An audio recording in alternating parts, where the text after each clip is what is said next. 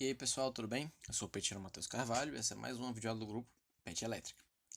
Bem, dando um prosseguimento à nossa análise dos sinais, vamos estudar agora os sinais exponenciais e senoidais. Bem, sinais exponenciais são sinais que possuem esse formato aqui, um f de t que é igual a um c vezes a exponencial de 1 a t. Essa exponencial ela pode ter vários comportamentos. Se por acaso este a pertencer ao mundo dos reais, a exponencial vai se comportar da forma como a gente conhece. Ela pode subir ou ascender, ou ela pode decrescer. Se por acaso A for maior que zero, ela tem esse comportamento. Se A for menor que zero, ela tem esse comportamento. Conforme vai passando o nosso tempo, a nossa função vai aumentando aqui. Conforme vai passando o tempo, a nossa função vai diminuindo. Este é o comportamento para a exponencial real. Lembrando também que este ponto onde ele toca o eixo é exatamente a nossa amplitude C, porque é quando t é igual a zero, essa exponencial aqui vai estar elevada a zero, que vai ser 1. Então, em t igual a zero, ele sempre corta neste ponto C, que seria uma amplitude, vamos dizer assim. Se por acaso esse A for complexo, melhor, puramente complexo, vamos supor que a gente tem uma função f de t exponencial de AT, mas vamos colocar esse A como sendo um J ômega. Então, exponencial de J ômega 0 t. Isso aqui seria o meu A, que é complexo porque tem o nosso raiz de menos 1 ou J, ou I, tanto faz. Bem, este cara aqui, ele é periódico. Como a gente já viu na última videoaula, um sinal periódico é um sinal que se repete a cada período tzão. A gente pode provar essa periodicidade aplicando aquela regrinha que a gente já viu, que exponencial toda função periódica ela tem que ser igual a ela mesma após um período, ou seja, quando t é acrescido de um período exatamente. Como esse ômega zero a gente já viu que ele é 2π sobre t, então vou substituir 2π sobre t no lugar de ômega zero. Então aqui vai continuar exponencial de j ômega zero. Então vai ficar exponencial de j, 2π sobre tzão, vezes t, mais exponencial de j, 2π sobre tzão, vezes tzão. Ou melhor, vezes, porque está somando um expoente, vai multiplicar aqui embaixo. Enfim. Isso aqui é exatamente exponencial de j ômega 0 t. E essa parte aqui, o t vai cortar com t e vai sobrar a exponencial de j 2π. Como a gente já viu que essa exponencial complexa de j ômega, ela pode ser escrita como um cosseno mais j seno, vai ficar cosseno de 2π mais j seno de 2π. Cosseno de 2π é igual a 1 e seno de 2π é igual a 0. Portanto, nossa exponencial de j2π é igual a 1.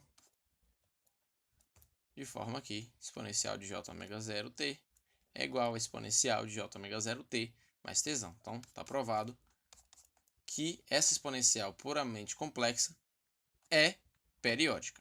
E ela vai ser muito útil porque a gente vai utilizar ela praticamente em todas as transformadas que a gente for fazer aqui no nosso curso. Então, essa aqui é a nossa exponencial complexa. Vamos dizer assim, né?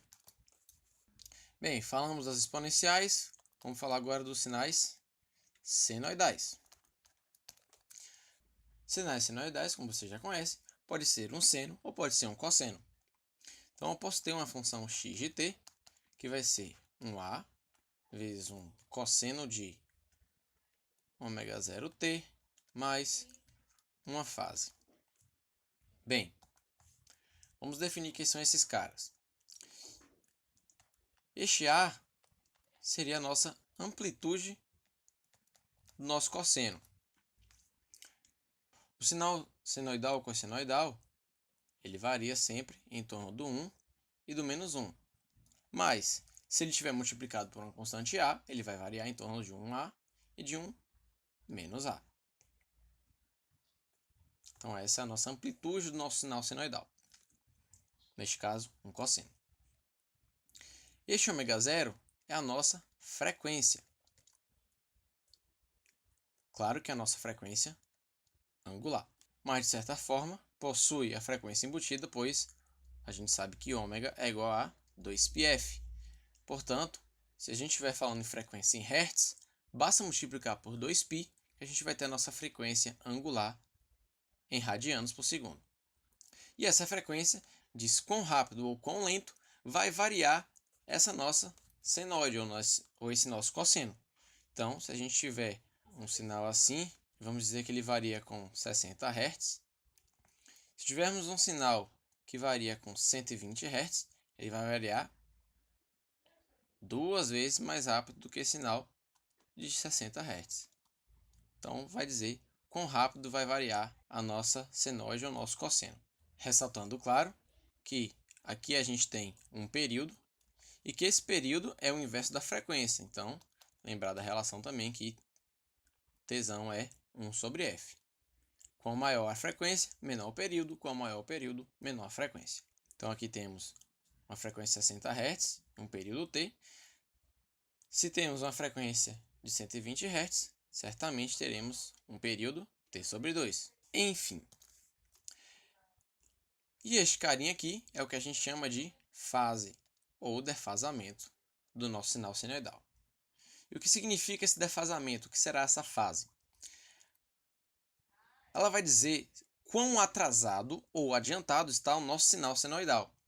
Então, vamos supor que temos aqui um sinal de fase 0, o sinal cossenoidal dessa vez, a partir daqui e oscila assim.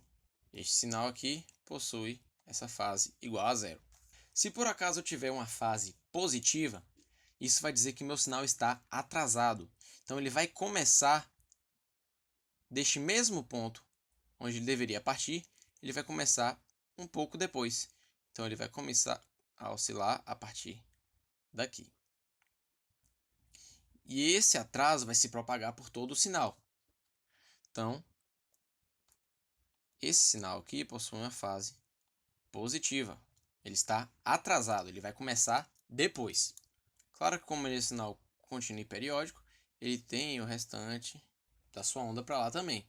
Mas desenhei só o começo para vocês entenderem que esse atraso se dá a partir de um ponto de referência que a gente está utilizando. E se por acaso o nosso sinal for adiantado, ele vai começar antes. Então ele vai começar daqui e vai fazer tudo antes dos dois sinais. Então esse sinal aqui possui uma fase menor que 0. Ele está adiantado. Então beleza, isso é um sinal senoidal. Ele possui uma amplitude que vai dizer os picos positivos e negativos desse sinal. Ele tem uma frequência angular, ou também traduzida por frequência, que é quão rápido ou quão lento vai variar essa senoide. E ele possui uma fase para dizer se ele está ou não adiantado ou atrasado de um sinal de referência que seria no 0, por exemplo. Bom, e por que é importante a gente falar de sinais exponenciais e sinais senoidais? Bem, por que é importante a gente falar de sinais senoidais e exponenciais juntos? Porque a gente pode fazer uma transição entre dois mundos, o mundo real e o mundo complexo, de forma que eles se ajudam. E o que eu quero dizer com isso? Como a gente já viu pela fórmula de Euler, a gente tem que um exponencial de j ômega-t, ela pode ser escrita como sendo um cosseno de ômega-t mais j seno de ômega-t. Estes caras aqui são reais, enquanto esse cara aqui é complexo, justamente por causa deste j aqui. E é a partir disso que a gente pode escrever tanto o seno quanto o cosseno em termos dessa exponencialzinha que a gente tem aqui. Se a gente considerar a outra exponencial negativa, exponencial de menos j ômega t, isso aqui vai ser cosseno de ômega t menos j seno de ômega t. Se somarmos essas duas expressões, a gente vai ficar com exponencial de j ômega t mais exponencial de menos j ômega t. E do outro lado, o j seno corta com menos j seno, ficando 2 cosseno de ômega t. E passando esse 2 dividindo, a gente chega então que cosseno de ômega t é igual a exponencial de j ômega t mais exponencial de menos j ômega t sobre 2. Mas se por acaso a gente subtrair um do outro, a gente vai ter exponencial de j ômega t menos exponencial de menos j ômega t e vai ser igual. Esse cosseno vai subtrair desse, vai cortar e vai ficar j ômega seno menos menos, então vai virar mais j seno. Então, 2j seno de ômega t.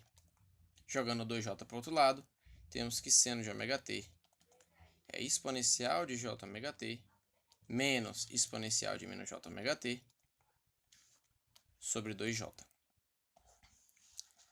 Bem, aqui está justamente o que eu estava falando para vocês.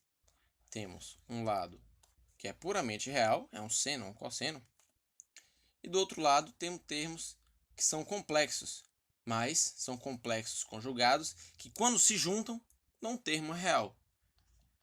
Então, vocês podem ver que existe uma importância nisso. E a gente vai abrir senos e cossenos em exponenciais ou fazer o contrário diversas vezes no nosso curso. Então estejam muito familiarizados com essas expressões porque elas vão aparecer demais. Então beleza, pessoal. Essa foi uma videoaula mais curtinha, só para mostrar para vocês como funcionam os sinais exponenciais e senoidais mesmo. Na próxima aula a gente volta detalhando mais sobre alguns outros sinais que são importantes para a nossa análise de sinais e sistemas 1. Vejo vocês na próxima videoaula. Um abraço e até mais.